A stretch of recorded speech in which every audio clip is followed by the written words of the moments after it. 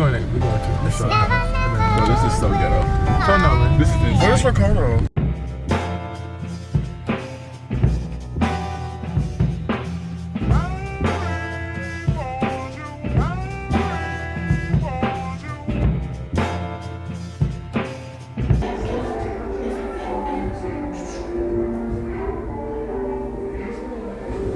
You bored as hell.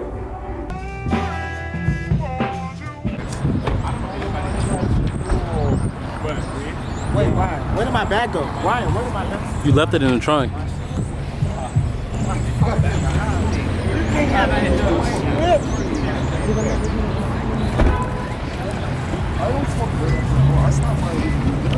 Nah, shit, that's what I'm saying. I really want to learn how to sew. Like because I want to. I know how to sew by hand. Because I want to make like clothes. Like I want to make like tapestry sweaters, and I want to make dresses. I want to learn. Yes, I don't know why. I want to learn how to make dresses. It's just like I just want to like know because like I feel like it's like the design of dresses. Like I feel like I could do it well because like it like forms to the figure more. You know what I'm saying? Yeah. I feel like I could run that shit low key. But I want to learn.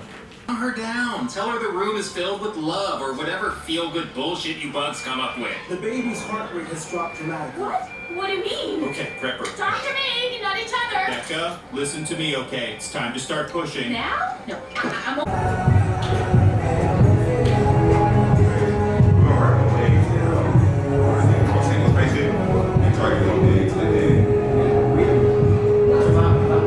Also,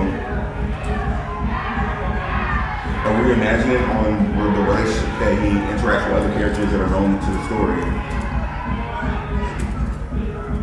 You ain't get no homework. Same. You wanna do one? That'll be nice. Yeah, you wanna do some Alex? Shit. I don't do Alex, I'm sorry. Alright. Oh my God, so you met the artist? Nolan.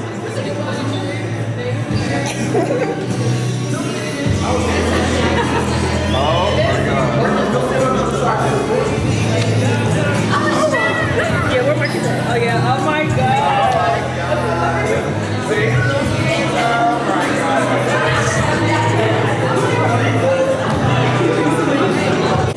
A boy in my school said that white privilege was a myth.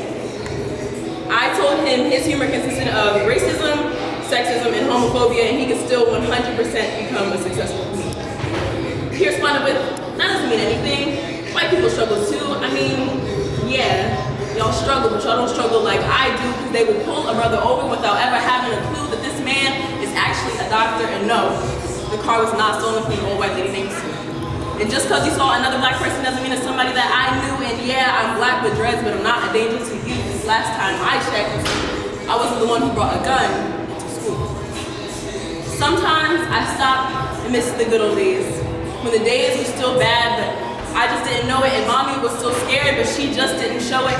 I would watch my favorite idols with these wide brown eyes as they sing your songs and play your sports. You scream, dance, monkey dance, and they smile and blow you a kiss with their big, fat, pink lips. I reach my little hand as high as I can go, catching their kiss, thinking, maybe one day I can live the American dream too. But I realized real quick there's no American dream for people that look like me and you, and I gotta be twice as recognizable so you can stop mixing me up with the other black girl you knew. And I say this in a joking manner, but what I'm saying is true. MLK had a dream, and as a little girl I did too. My dream was to be a vet and to look after the animals in the zoo, and his was to finally stop being treated like one. Kinda scares you, right? Boo, or clap, or pow, or hands up, don't shoot.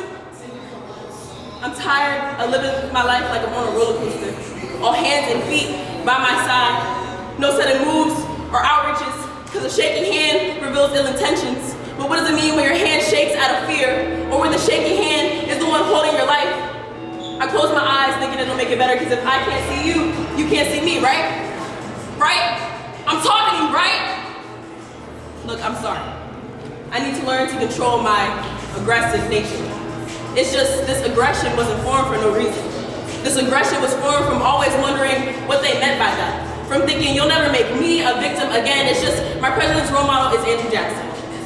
It's just my president's role model is the man that was the reason for the Trail of Tears.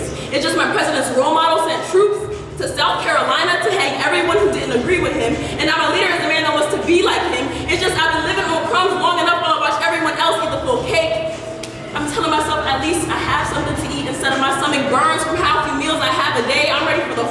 pray because I simply can't stay in a place where my life is treated like a place for kids to play.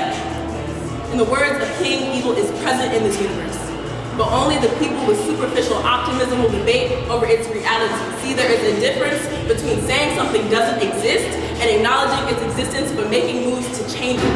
I invited you into my home hoping we have a conversation on how to make things better. But in the end, I was left with an empty home and 3 new things to fear. It seems like I have to constantly remind people you are a guest to my strength. You are a guest to my room. You are a guest to my culture, so don't you dare overstep your welcome. My people did not claw the way from the 9th circle of hell for you to say, well, you wouldn't have been so strong if we didn't put you there in the first place.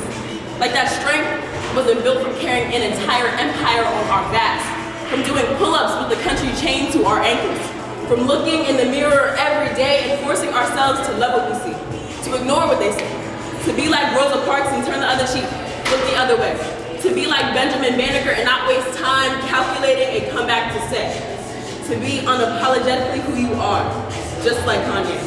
And I've said all this just to finally say, how can you believe white privilege is a myth? Weren't you the one who invented it anyway?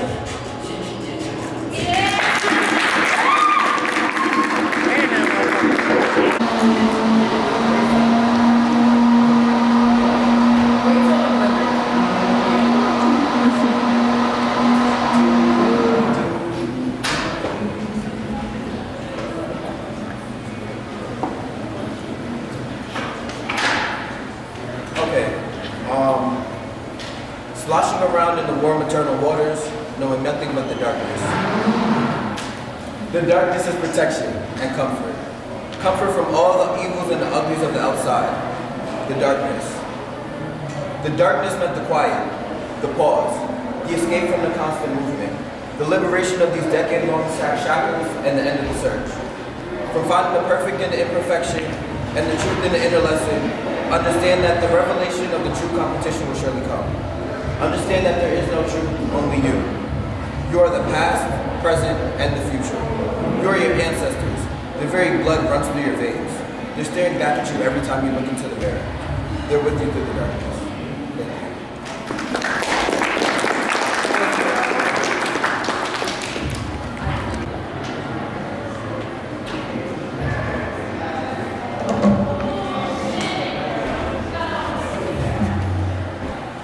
Hello everybody, my name is, like you said, Alafia Bailey. I'm a junior African Studies major, minor in psychology at Houston, Texas, H-Town, the South Gorillas.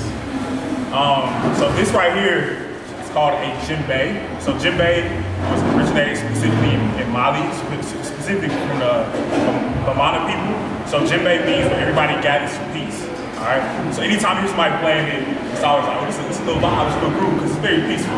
I mean, and specifically the djembe was played like during wartime for the men and the Bandika people that played the djembe against each other, and they didn't do war with violence. They did it with instruments because they were people about the community. You know what I mean? So djembe is very special with our ancestors and who we are.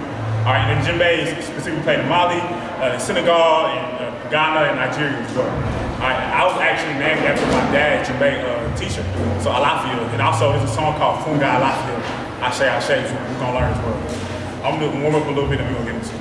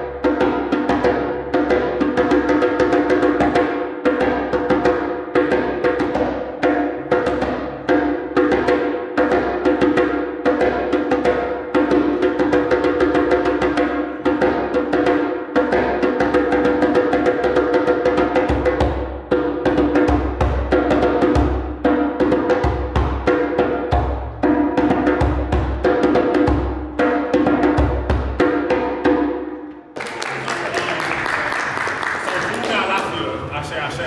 Funga in Yoruba means welcome. Alafia means peace. And Ashe means, like, it's like, man, it's like complete, all right? So we just, brought some peace to the energy and to the other. All right, so we're gonna end it out again, all right? Ready, say go. Funga, Alafia, Ashe, Ashe. Funga, Alafia, Ashe.